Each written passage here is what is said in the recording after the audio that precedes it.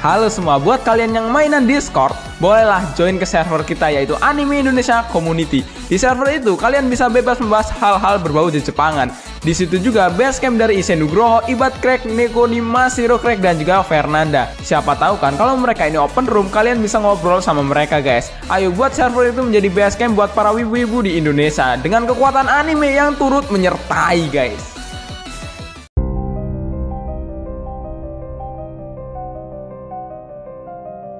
Hai guys, selamat datang di channel Rusdinur 03. Dalam video ini saya akan menceritakan cerita dari anime Miyoroko-chan, tapi dalam versi mangganya. Dimana kali ini ceritanya akan berfokus kepada Godmother atau nenek peramal yang akan kembali dan bertemunya Miko dengan seorang pria misterius. Oke, langsung saja kita mulai ke ceritanya.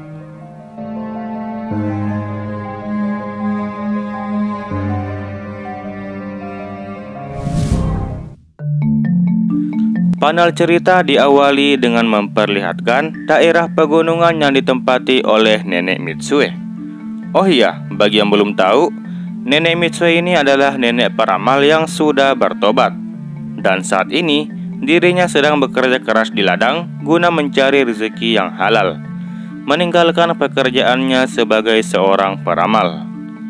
Nenek Mitsue bahkan hampir setiap hari bekerja membanting tulang bersama dengan keluarganya. Nenek Mitsue bahkan membuat petani lain menjadi terkejut karena Nenek Mitsue yang notabene menjadi seorang peramal, kini dia sudah terbiasa bekerja di ladang. Petani itu menyinggung Nenek Mitsue dengan mengatakan kalau bekerja di ladang tidak semudah menjual sebuah permata kepada orang-orang. Mendengar itu, Nenek Mitsue pun beralasan kalau dia melakukan pekerjaan ini tidak lain hanya untuk menjaga kebugaran tubuhnya. Petani itu nampaknya sangat senang melihat Nenek Mitsue telah kembali ke desa dan kembali bertanya kepadanya apakah Nenek Mitsue akan terus tinggal di desa. Mendengar itu, Nenek Mitsue terdiam sebentar. Kemudian dia mulai menjawab pertanyaan dari petani itu. Nenek Mitsue bilang kalau dirinya telah serius untuk membuka lembaran baru di dalam hidupnya. Di samping itu, Nenek Mitsue juga sangat menyesali perbuatannya saat menjadi seorang peramal waktu itu. Apalagi dirinya telah dikalahkan oleh siswi SMA. Tak lama kemudian, putra dari Nenek Mitsue pun akhirnya tiba. Ia datang dengan mobil pick-up miliknya. Putranya kemudian meminta ibunya untuk beristirahat sebentar, karena ibunya sudah bekerja dari tadi. Petani yang berada di sebelah Nenek Mitsue itu memberikan pujian baik kepada putra dari Nenek Mitsue dengan mengatakan kalau putranya itu telah tumbuh dewasa dan menjadi pria yang baik. Nenek Mitsue cuma mengiyakan pujian itu. Petani itu kemudian melanjutkan pertanyaannya. Kalau sebenarnya Nenek Mitsue pasti tidak ingin tinggal di desa ini. Alasannya karena ramalan dari Nenek Mitsue itu pasti selalu akurat. Mendengar kalau ramalannya selalu akurat, Nenek Mitsue meminta petani itu untuk melupakan semua hal itu, karena semua itu telah menjadi masa lalu. Nenek Mitsue melanjutkan kalau kekuatan spiritualnya sudah tidak kuat seperti dulu lagi, yang artinya sudah tidak ada medan pertempuran di hari tua.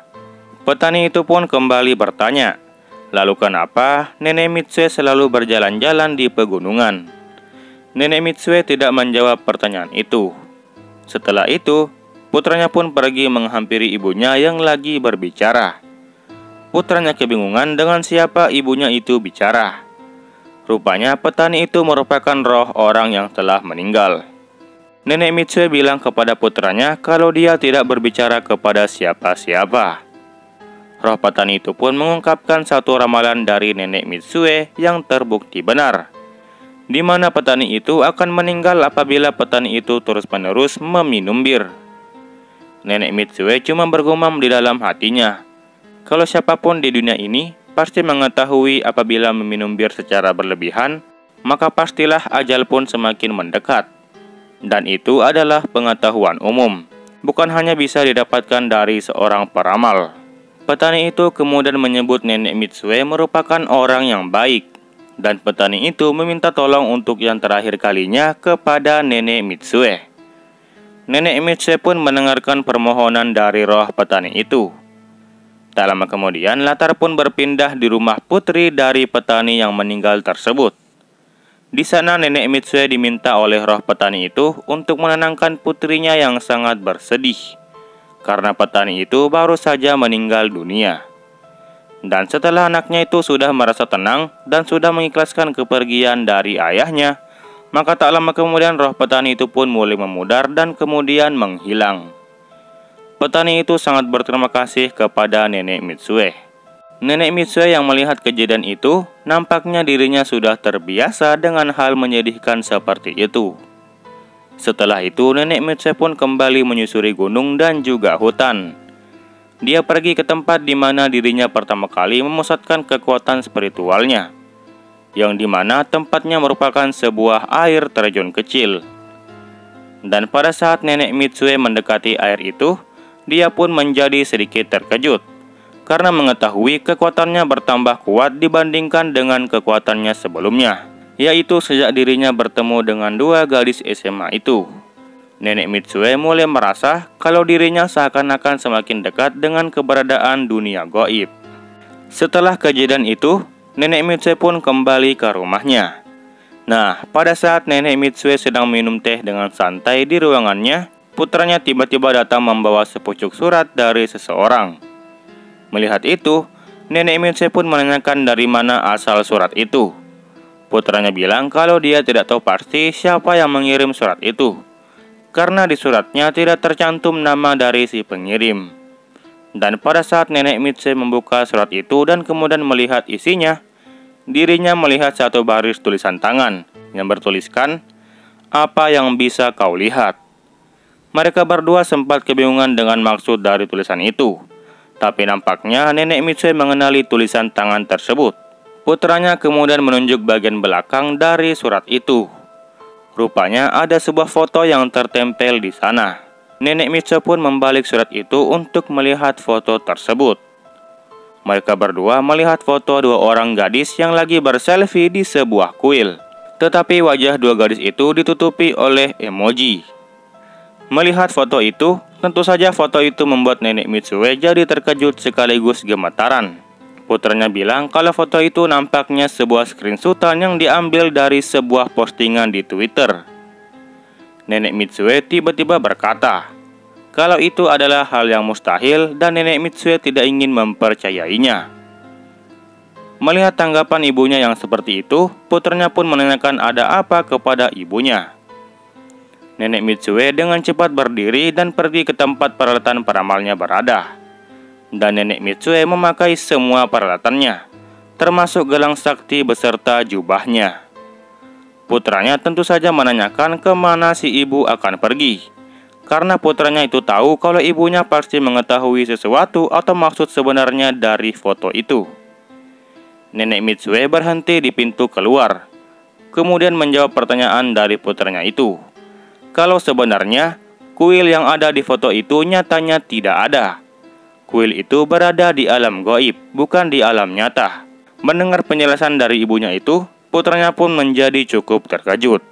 Nenek Mitsue kemudian berpesan kepada putranya kalau dirinya mungkin tidak akan pulang ke desa untuk sementara waktu. Putranya tentu saja sudah terbiasa melihat ibunya pergi. Nenek Mitsue rupanya kembali pergi ke air terjun. Dan pada saat dia telah sampai di sana, Nenek Mitsue pun mulai duduk di tepi air terjun. Nenek Mitsue tentu saja mengenali dua gadis yang berada di foto itu. Ya, mereka adalah dua gadis SMA yang datang ke tokonya waktu itu. Meskipun wajahnya ditutupi oleh emoji, tetapi Nenek Mitsue bisa mengetahuinya dari aura mereka. Nenek Mitsue tidak menduga kalau hal itu beneran terjadi kepada gadis SMA itu. Dan disitulah nampaknya Godmother atau mama si peramal sudah mulai beraksi kembali. Nenek Mitsue harus secepatnya pergi menemui gadis-gadis itu sebelum semuanya terlambat. Sementara itu di lain sisi, tepatnya di dalam bioskop, terlihat Miko dan Hana yang lagi bersiap menonton film Maniac Patrol seri kedua di bioskop Cinema Triple 6. Hana sudah tidak sabar menunggu filmnya diputar sambil membawa popcorn versi jumbo yang telah ia beli. Miko bilang kepada Hana kalau bukannya popcornnya kebanyakan. Hana menjawab kalau popcorn itu akan dimakan bersama-sama nantinya. Hana bilang ke Miko kalau popcorn atau makanan apapun itu harus siap sedia apabila ingin menonton sebuah film di bioskop. Tujuannya tidak lain agar mereka bisa kuat menonton filmnya sampai habis. Miko baru mengetahui kalau menonton film di bioskop itu rupanya sangat merepotkan. Tak lama kemudian film pun dimulai. Tayangan awal dari film itu merupakan sebuah adegan dua orang yang lagi memakai kostum. Yang satu memakai kostum kelinci dan satunya lagi memakai kostum kamera.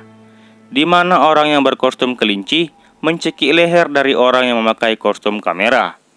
Maksud dari adegan itu tentu saja memberitahu penonton bagi siapa yang merekam film atau video tersebut tanpa izin, maka dia akan mendapatkan hukuman. Karena itu merupakan sebuah tindakan kriminal. Dan di adegan awal dari film itu, mereka memberitahu penonton kalau apabila salah seorang diketahui merekam film tersebut, maka mereka akan membawa orang itu menuju ke dalam neraka. Film itu ditampilkan berdasarkan kisah nyata yang sangat menyentuh perasaan orang-orang yang berada di Amerika sana. Ditambah dengan tingkat penjualan film itu yang sangat tinggi. Setelah melihat adegan itu, Miko pun berbalik menatap Hana. Nampaknya Hana cukup menikmati adegan dari film tersebut. Ditambah lagi mereka berdua sudah lama tidak menonton bareng. Tapi tiba-tiba datanglah satu orang dengan tubuh yang besar dan juga tinggi. Tubuh orang itu menghalangi pandangan Miko yang ingin menonton film itu.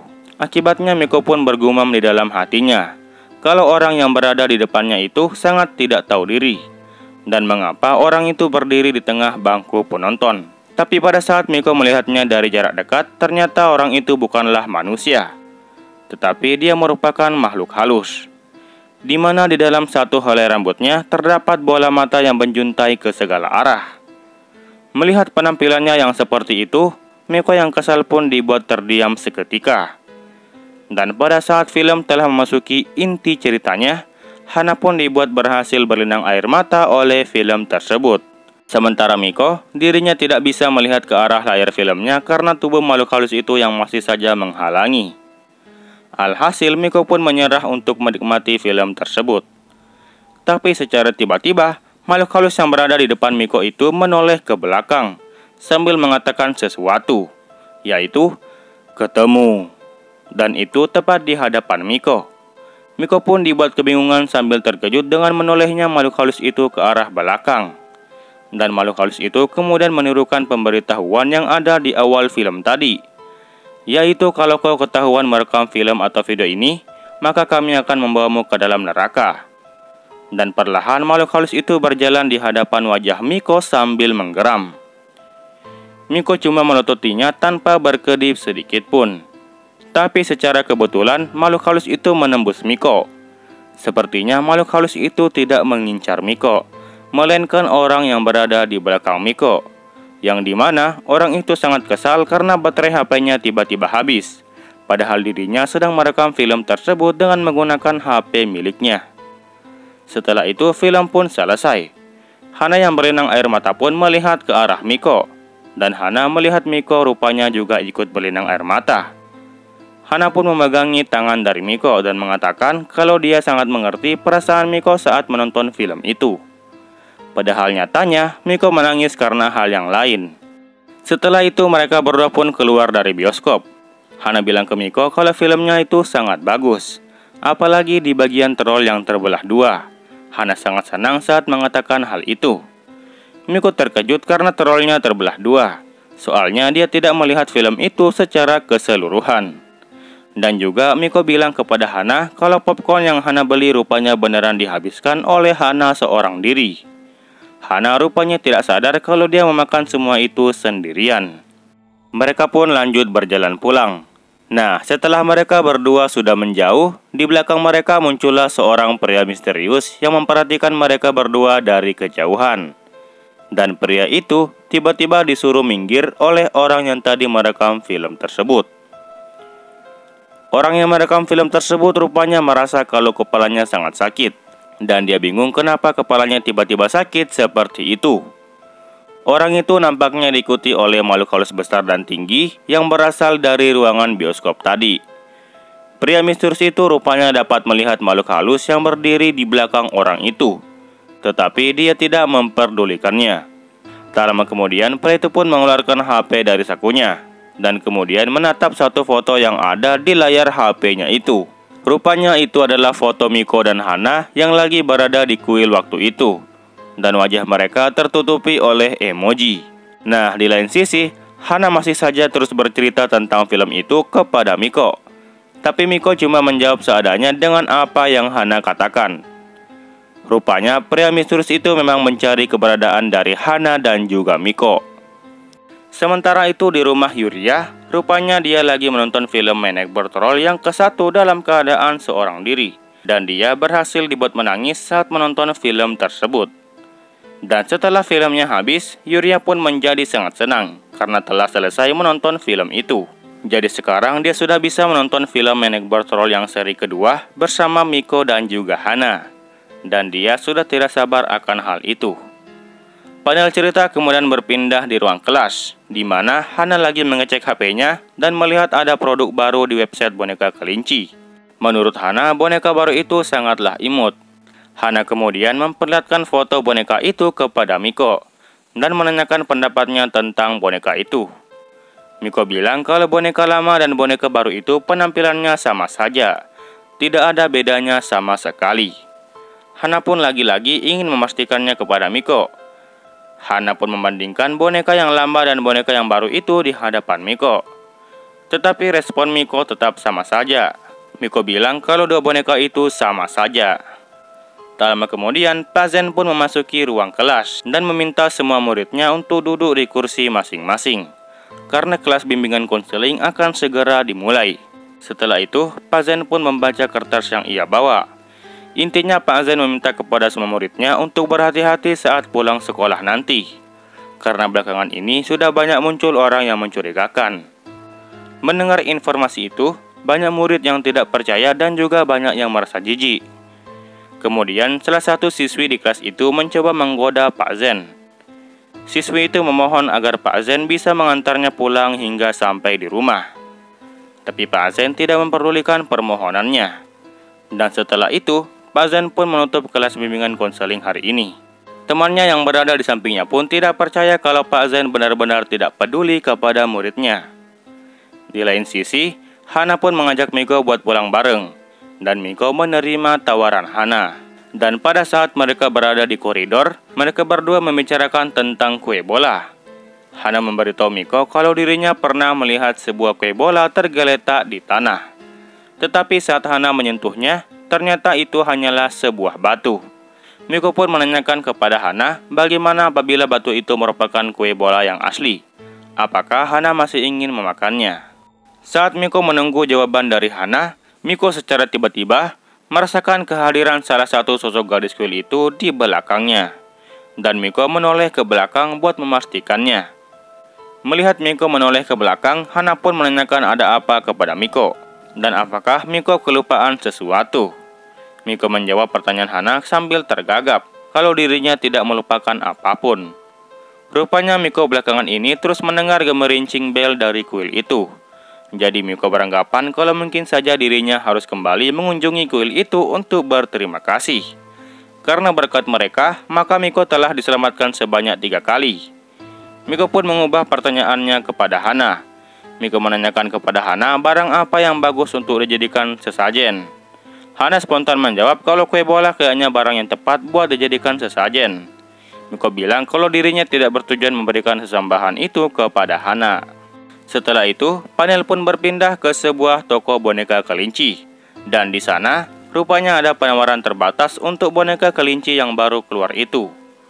Hana yang mengetahui hal itu, mulai meminta izin kepada Miko untuk pergi ke toko itu sebentar, buat mengantri agar bisa mendapatkan boneka baru tersebut.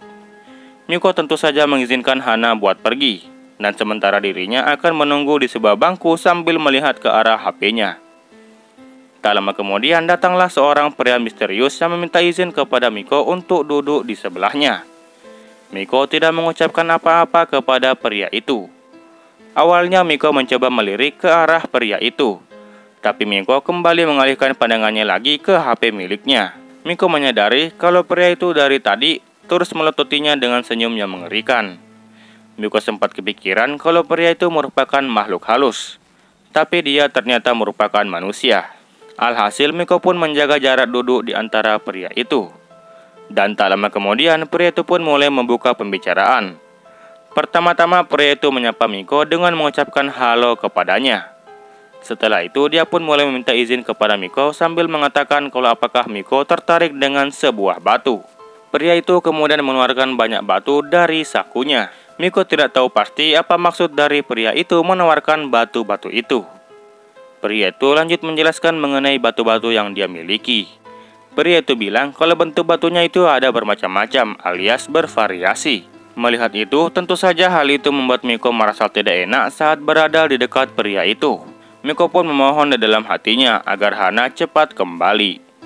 Setelah pria itu menjelaskan panjang lebar mengenai batu itu, pria itu pun kembali menawarkan batu miliknya kepada Miko dan meminta Miko buat memilih batu yang mana yang akan dia ambil. Tapi Miko menolak tawaran dari pria itu dengan nada sedikit takut dan juga tergagap. Tak lama kemudian, Hana pun kembali sambil memanggil Miko dengan wajah yang berlinang air mata. Melihat Hana sudah kembali, Miko pun seketika itu berdiri dan menghampiri Hana. Rupanya Hana tidak kebagian mendapat penawaran terbatas dari boneka baru itu. Dan itu membuat Hana sangat sedih. Hana bilang kalau dirinya telah dikhianati dan terhempaskan dari tempat itu. Seketika Hana pun memeluk Miko dengan sangat erat, sambil mengeluarkan semua kekesalannya di pelukan Miko. Hana bilang kalau toko itu tidak mengetahui pasti kapan mereka akan menjual kembali boneka baru itu. Di sini Miko mencoba buat menenangkan Hana. Pria itu pun menatap Miko dan Hana sambil tersenyum. Kemudian pria itu menanyakan ada masalah apa kepada Hana. Melihat pria misterius menyapanya, Hana pun menanyakan kepada Miko siapakah gerangan orang itu. Apakah dia merupakan kenalan dari Miko? Miko cuma geleng-geleng kepala di hadapan Hana. Setelah itu, secara tiba-tiba seluruh HP yang berada di sekitar tempat itu mendapatkan sebuah notifikasi. Miko dan Hana mencoba melihat notifikasi apa yang masuk. Notifikasi itu rupanya merupakan sebuah website pertunjukan online dari pria misterius itu. Dan pria misterius yang berada di belakang itu pun seketika tertawa, sambil mengakui kalau orang yang mengadakan acara Sindomrom itu adalah dirinya. Dan pria itu tertawa dengan jahat. Mengetahui hal itu, Hana pun berbisik ke telinga Miko, bagaimanakah cara pria itu menyebarkan notifikasi itu kepada semua orang. Miko membalas kalau mungkin saja orang itu menggunakan airdrop. Tak mau lama-lama di tempat itu, Miko pun mengajak Hana buat kembali pulang dan akan membeli boneka kelinci itu di lain waktu. Hana pun menyetujuinya. Mereka berdua mengatakan itu sambil melirik sedikit ke arah pria yang berada di belakang mereka. Hana melihat kalau pria itu mendapatkan boneka kelinci keluaran terbaru itu. Dan Hana tanpa ragu-ragu berteriak sambil menanyakan kepada pria itu kenapa dia bisa mendapatkan boneka itu. Pria itu menjawab sambil sedikit terkejut kalau dirinya sempat melihat orang yang lagi ngantri di tempat itu. Jadi dia iseng buat ikutan antri bersama dengan mereka. Dan akhirnya dia pun mendapatkan boneka kelinci itu. Menurut pria itu, boneka kelinci yang ia dapatkan itu cukup bagus untuk digunakan sebagai media santet. Hana pun memohon kepada pria itu agar diberikan boneka kelinci itu. Karena bagaimanapun juga, pria itu cuma iseng buat mendapatkannya. Melihat Hana yang mohon seperti itu, Miko pun sempat berusaha menghentikan Hana, tetapi usahanya gagal. Pria itu rupanya menyetujui permintaan dari Hana, dan dia akan memberikan boneka kelinci itu kepada Hana. Tetapi dengan syarat Hana harus memilih batu yang berada di tangannya. Melihat Hana yang sudah terjebak seperti itu, membuat Miko berpikiran kalau Hana itu gampang tertipu oleh modus penipuan apapun. Tak lama kemudian, Miko pun mendengar suara langkah kaki yang memakai sepatu hak tinggi yang lagi berjalan di belakangnya. Dan Miko seketika menoleh ke belakang. Di sana nampaknya sudah berdiri satu makhluk halus besar dan tinggi yang memiliki 2 kepala. Memiliki 6 kaki dan semua kakinya memakai sepatu hak tinggi. Dan tubuhnya dililit oleh sebuah rantai. Miko tidak mengetahui makhluk apa yang berada di hadapannya itu. Tetapi dia harus tetap mengalihkan pandangannya dari makhluk halus itu. Sementara Hana, rupanya dia masih saja terjebak oleh penawaran dari pria itu. Melihat Hana yang masih bingung memilih yang mana, Miko pun menghampiri Hana dan menariknya buat lekas pergi dari tempat itu. Hana masih saja tidak sanggup buat meninggalkan boneka kelinci itu. Akhirnya Miko pun menawarkan kepada Hana akan membelikannya 10 buah donat apabila Hana setuju untuk ikut pulang. Pria itu cuma melihat ke arah mereka berdua. Setelah itu, pria itu pun kembali bertanya kepada Hana kalau apakah Hana benar-benar tidak menginginkan boneka kelinci itu. Miko pun memberitahu pria itu kalau mereka berdua lagi terburu-buru. Sementara Hana dia masih bimbang memilih boneka atau donat. Tapi tiba-tiba batu-batu yang berada di tangan pria itu seketika jatuh dan berserakan di tanah. Akibatnya Hana pun pergi memunguti dan mengumpulkan kembali batu-batu itu.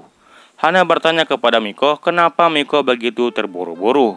Miko seketika terdiam gemetaran saat melihat Hana memungut batu-batu itu tepat di hadapan makhluk halus berkaki 6 itu. Tak mau ambil pusing, Miko pun ikut membantu Hana memunguti semua batu-batu itu. Dan setelah itu, Miko pun berencana buat secepatnya kabur dari tempat itu. Pria itu berterima kasih kepada Miko dan Hana karena telah repot-repot membantu memunguti batu miliknya. Dan pada saat Miko mau mengambil batu yang terakhir, yang letaknya itu sangat dekat dengan kaki dari makhluk halus itu, tiba-tiba makhluk halus itu berhenti bergerak dan melihat Miko dengan tatapan yang tajam. Setelah itu, makhluk halus itu pun mengeluarkan satu kepala lagi dari dalam mulutnya. Dan hal itu membuat Miko menjadi semakin ketakutan. Tapi tak lama kemudian, makhluk halus itu tiba-tiba tidak jadi menyerang Miko. Dan setelah itu dia pun mulai pergi dari hadapan Miko. Miko sangat dibuat terheran melihat makhluk halus itu pergi dengan sendirinya. Pria itu kemudian menghampiri Miko dan menanyakan kepada Miko tentang bagaimana khasiat dari batu miliknya itu. Pria itu memberitahu Miko kalau batu itu sangat efektif buat mengusir makhluk halus, seperti yang Miko lihat barusan itu. Miko masih saja tidak percaya dengan perkataannya. Pria itu pun memberikan penawaran khusus kepada Miko. Apabila Miko mendaftarkan diri dalam acaranya, maka pria itu akan memberikan batu itu secara gratis. Dan juga pria itu akan memberikan bonus lainnya, termasuk penawaran setengah harga untuk pembelian berikutnya. Dan pria itu kembali meminta jawaban dari Miko, apakah Miko tertarik atau tidak. Miko tidak mengucapkan sepatah kata apapun. Dan kemudian dia mulai memberikan kembali batu-batu yang mereka pungut itu kepada pria itu. Miko nampaknya menolak tawaran dari pria itu. Setelah itu, Hana pun menarik Miko buat ikut bersamanya sebentar. Dan Hana memberitahu Miko kalau perkataan dari pria itu jelas-jelas merupakan modus penipuan. Dan Hana meminta Miko agar jangan lengah. Setelah mengatakan itu, Hana pun kembali menghampiri pria itu dan meminta pria itu untuk mengembalikan boneka itu kepada dirinya. Pria itu sempat terheran dengan perkataan Hana karena Hana mengatakan kembalikan boneka itu kepadanya. Hana membalas kalau bukannya pria itu memang berniat untuk memberikan boneka itu kepada Hana. Alhasil boneka itu pun diberikan kepada Hana. Setelah bonekanya telah diberikan, Hana pun meminta Miko untuk secepatnya pergi dari tempat itu sebelum donatnya kehabisan. Nampaknya Hana ingin mengambil 2 keuntungan. Tapi waktu Hana menarik Miko buat cepat pergi, rupanya Miko masih menggenggam satu batu milik pria itu. Dan Miko ingin mengembalikannya. Tapi pria itu bilang ke Miko kalau satu batu itu akan diberikan secara gratis kepada Miko. Dan sepertinya Miko akan membutuhkan batu itu di lain waktu. Miko cuma menatap bingung ke arah pria itu. Setelah itu, panel pun berpindah di sebuah toko donat, di mana gantungan boneka kelinci milik Hana kini sudah ada 2. Hana sangat senang karena sudah mendapatkan boneka yang baru itu. Tapi Miko tetap saja tidak dapat melihat perbedaannya. Di sini nampaknya Miko masih kepikiran tentang siapakah pria itu dan kenapa pria itu bisa melihat mereka juga. Miko kemudian memandangi satu buah batu itu dan terlihat di bawah meja mereka terdapat satu makhluk halus kecil yang mencoba menghindar dari batu itu. Setelah itu, Miko pun kembali menyalakan HP-nya dan melihat kembali website dari pria misterius itu. Miko membaca slogan di website itu kalau batu itu akan memberikan kebahagiaan. Miko sudah tidak mengetahui apa yang harus dilakukan selanjutnya, karena jelas-jelas semua itu sangatlah mencurigakan. Sementara si Hana, dia melihat ada diskon 70% di toko MCD. Jadi dia berniat untuk memulai dietnya. Di lain sisi, pria misterius itu terlihat lagi berjalan di tengah keramaian. Dan pria itu akhirnya mengetahui sesuatu saat melihat dan bertemu langsung dengan Miko dan juga Hana. Panel cerita kemudian berpindah lagi saat Hana dan Miko mengunjungi toko Donki. Hana cukup terheran saat melihat Miko membeli banyak tahu. Miko nampaknya berniat menjadikan tahu itu sebagai sesembahan nantinya. Nah, itulah cerita dari mangganya chapter 24 dan juga chapter 25. Di video selanjutnya, saya akan sedikit membahas tentang Miko yang pergi ke kuil goib untuk berterima kasih kepada sosok yang telah menyelamatkannya. Banyak cerita yang tidak ditampilkan di anime. Maka dari itu, kalau malas baca mangganya, silahkan pantengin terus channel ini dan hidupkan juga notifikasinya. Oke, sekian dari saya. Terima kasih banyak.